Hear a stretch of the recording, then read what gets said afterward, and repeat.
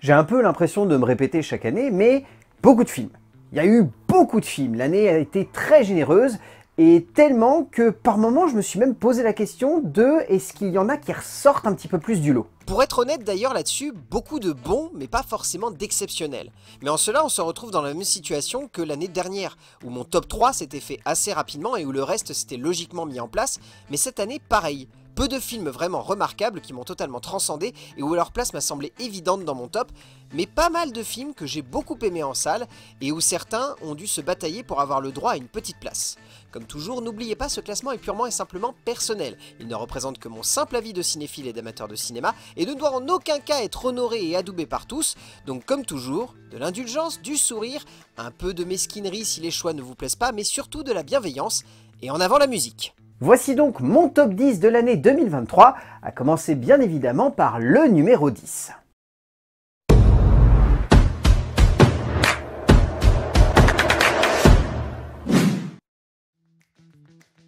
Parce que c'est la Palme d'Or, tout simplement.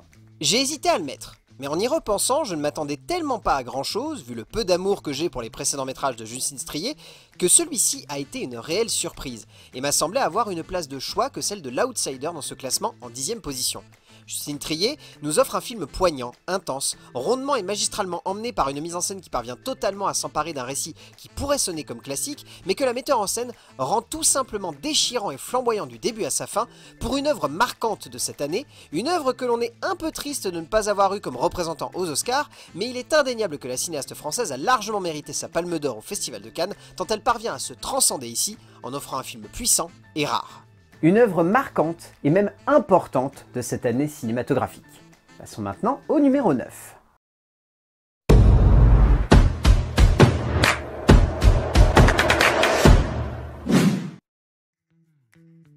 Parce que l'animation française a été flamboyante cette année. Une animation qui ici s'accouple avec un sens du récit et de l'ampleur dramatique qui donne lieu à une œuvre absolument folle et démentielle, offerte par un jeune auteur qui avait déjà commencé à faire ses preuves par un format court, puis un autre, avant de s'imposer ici comme un cinéaste à suivre grâce à une œuvre rare dans notre paysage audiovisuel. Jérémy Perrin nous emporte dans un torrent de cinéma cyberpunk et futuriste totalement maîtrisé, autant visuellement que narrativement, par le biais d'une esthétique léchée et pourtant extrêmement vive et dynamique dans son genre, et un scénario d'une telle justesse dramatique et créative que l'on ne peut qu'être scotché devant un tel travail de composition, nous emportant non seulement dans un univers foisonnant de détails, mais parvenant également à donner lieu à un moment de cinéma dont on ressort avec l'envie d'en découvrir encore plus, ce qui est généralement une très bonne chose pour ce type de film. Un pur plaisir de cinéphile et d'amateur de l'animation. Passons maintenant au numéro 8.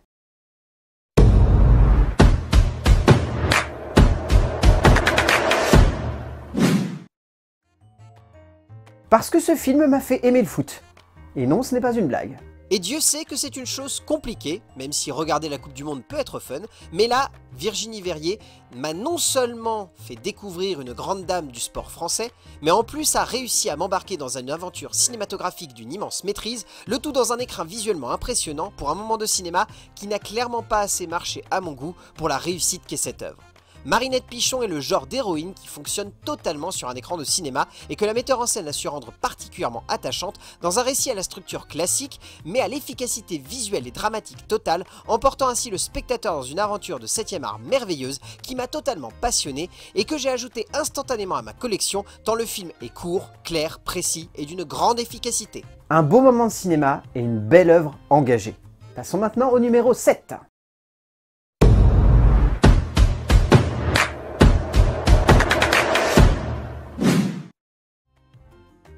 Parce que le cinéma aime le cinéma. Et ce n'est que le début de ce genre de phrase dans ce classement. Victor Hérichet a tenté un pari que même moi, à l'annonce du projet et lorsque j'ai vu sa durée, je n'aurais jamais imaginé mettre dans mon top. Mais pour le coup, cette surprise fut totale pour moi, face à une œuvre qui a réussi à magnifiquement et totalement m'embarquer dans une quête mêlant amitié et cinéma pour une œuvre touchante, émouvante, entraînante et surtout, voire même avant tout, cinéphile.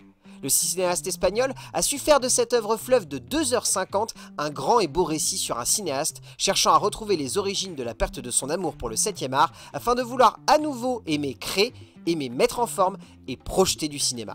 Ce qui ne peut que me toucher, surtout quand cela rend aussi bien hommage à l'idée même de concrétiser une idée que l'on a dans la tête, dans un film qui sait jouer avec nous, qui sait être lyrique quand c'est nécessaire et surtout qui sait passionner avant de simplement montrer. Une belle œuvre, émouvante, poignante et terriblement sincère. Passons maintenant au numéro 6.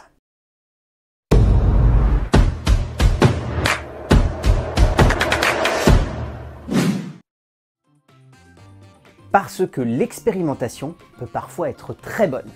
J'ai conscience que sur ce film, je vais avoir beaucoup de gens qui vont se poser des questions, mais pour être honnête, ce film m'a certainement hypnotisé, parce que malgré la radicalité et la complexité du geste de Kyle Edward Ball, j'ai été totalement emporté par cette œuvre, qui est considérée comme la première œuvre totalement inspirée par les creepypasta, et qui sonne avant tout comme une vraie proposition de cinéma d'horreur.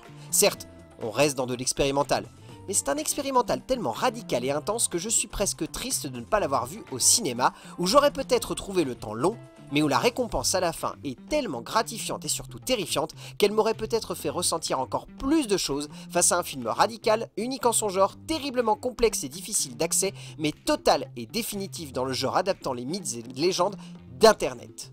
C'est un moment de cinéma qui m'a glacé le sang, tout simplement. Passons maintenant au numéro 5.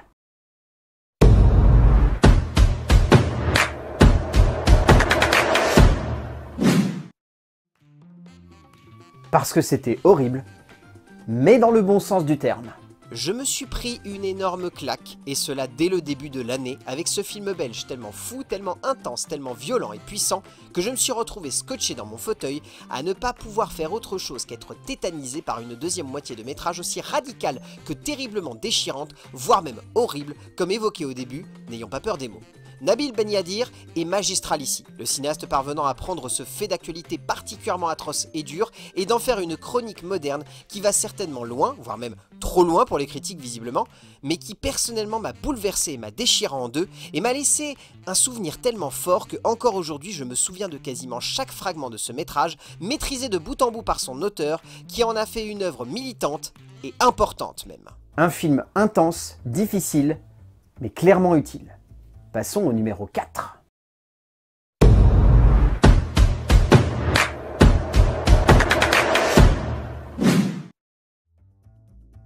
Parce que je suis content de voir que Christopher Nolan n'a rien perdu de sa superbe.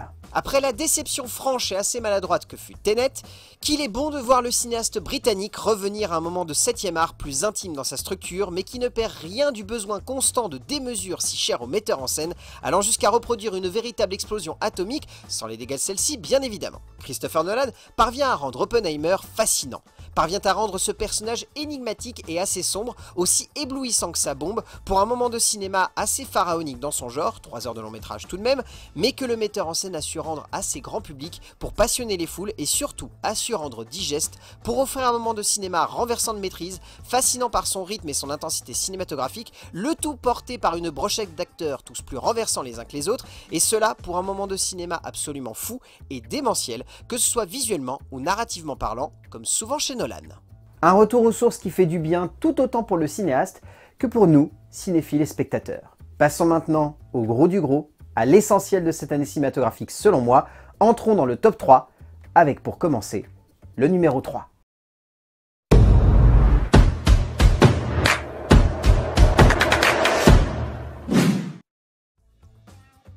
Parce qu'un magnifique noir et blanc dans une ambiance craspec et glauque, et ben ça marche sur moi. Honnêtement, en sachant que le film traîne sa croupe dans les festivals depuis plus de 2 ans et qu'à la base il ne devait même pas sortir en salle, on pouvait imaginer un petit polar, mais clairement pas la grande fresque que nous a offert le cinéaste chinois Tsui Chiang pour un moment de cinéma absolument fou, une œuvre terrifiante, angoissante, magistrale et surtout visuellement absolument sublime.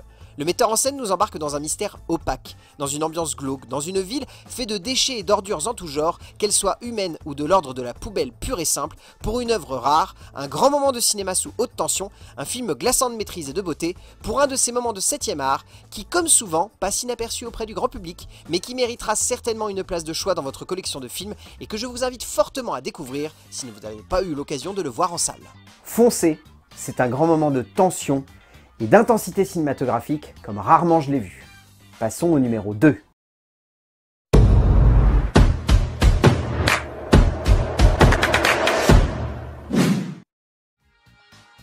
Parce que même si ça a duré 3h30, c'était magique.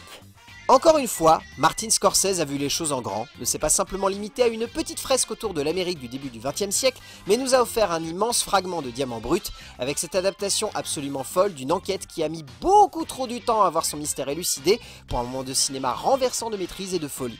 À l'âge de 81 ans, le metteur en scène américain démontre encore et toujours qu'il est créatif, qu'il est inventif, qu'il aime le cinéma, qu'il aime les spectateurs et qu'il ne souhaite pas simplement nous offrir un bon divertissement, mais offrir aux spectateurs le plus grand et magnifique moment de tension et de passion cinématographique imaginable dans un écran fou et surdimensionné. Mais de toute façon, Martin Scorsese s'en fout, tant que cela est bon pour une œuvre qui m'a marqué et qui s'est imposée comme un des grands moments de 7e art de cette année 2023. Mais pas le plus grand. Car dès le début de l'année, précisément en février, un autre film m'a profondément marqué et a laissé une marque indélébile tout au long de cette année cinématographique. Voici donc mon numéro 1.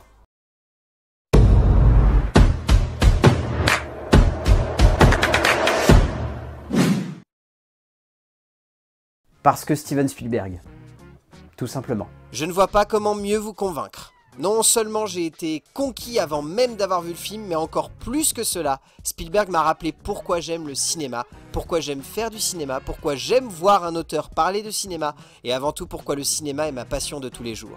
Le metteur en scène américain livre un film intime, intense, personnel, à outrance certes, mais dans le meilleur sens possible, en donnant lieu à un nouveau chef-d'œuvre qui marquera de manière évidente et certaine les esprits de nombreux spectateurs. C'est un brillant exercice que le cinéaste a rondement maîtrisé et a surtout transcendé. Au-delà de ce récit, au-delà de ses interprètes, au-delà de la justesse avec laquelle il parvient à rendre un moment de cinéma qui pourrait sonner comme une fresque trop unidirectionnelle dans sa lecture pour le spectateur lambda, Spielberg fait de cette aventure intime une fresque universelle sur la famille, sur le besoin de reconnaissance, sur le triomphe d'un conteur d'histoire face à la violence du monde, pour raconter avant tout l'histoire d'un jeune homme tombant amoureux fou d'un art que sa vie va chercher à bouleverser pour l'inciter à voir si sa passion triomphera des étapes de la vie. Un grand moment de 7e art, magnifique, époustouflant et déchirant de beauté. Un grand moment de cinéma, pour moi le plus grand moment de cinéma de cette année 2023, c'est pour cela que c'est mon film préféré de cette année. Est-ce que vous avez aimé ce classement? C'est la question qui me taraude parce que je me doute qu'il y a des surprises, je me doute que vous allez vous dire « Oh, il n'a pas mis celui-là ou celui-là », j'en suis conscient. Mettez vos classements dans les commentaires, on regardera ça ensemble, on comparera ce qu'on a en commun et ce qu'on a en différent. Et d'ici là, restez présents cette semaine pour continuer avec moi ces classements, ces tops et ces flops de l'année 2023.